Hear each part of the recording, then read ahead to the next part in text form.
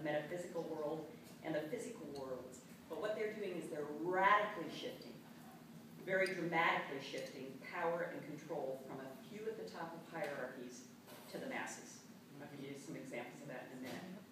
As a result, established forms of leadership, primarily these would be command and control, kind of alpha male forms of leadership, are dramatically failing. And previously hidden organization secrets are now thrust out into the open, shattering institutional trust. If I just take banks, when I would have been going to London less than 7 years ago, banks had kind of trust ratings of about in the 75 to 85%, depending on who they were. Today they are in single digits.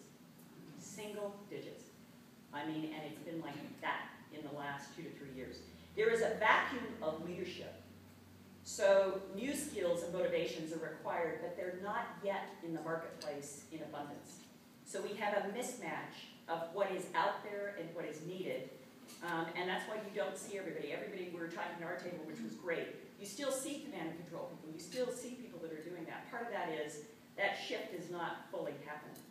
But those we lead, and make no mistake, are demanding greater accountability and have more power at their fingertips than ever before. Now, the quote I opened with was from a Kundalini yoga guru.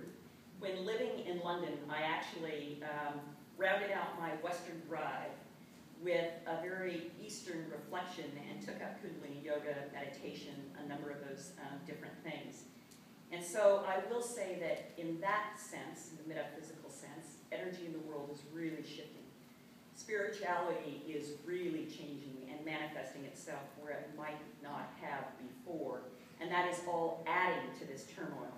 So Daniel Pink, in his book, A Whole New Mind, says society is moving from the more rational perspectives associated with the left brain to the emotional, intuitive perspectives commonly associated with the right brain. He says we're moving from the information age to the conceptual age, and 6 few competencies are required for leaders: design, storytelling, symphonic harmony, empathy, play, and meaning. Now I'm telling you, you never saw that in a Harvard business review until recently. These skills are normally not associated with youthful, masculine, narcissistic self. Rather, they are more commonly associated with the feminine, others-centered, experimental self. So I haven't written a book, but I kind of looked at this and I said, if I applied these skills in businesses, I think we're seeing stark differences between what I'll call old school and new school. In old school, as a CEO, I would have been combative, I would have been competitive, I would have gone in and commanded a room.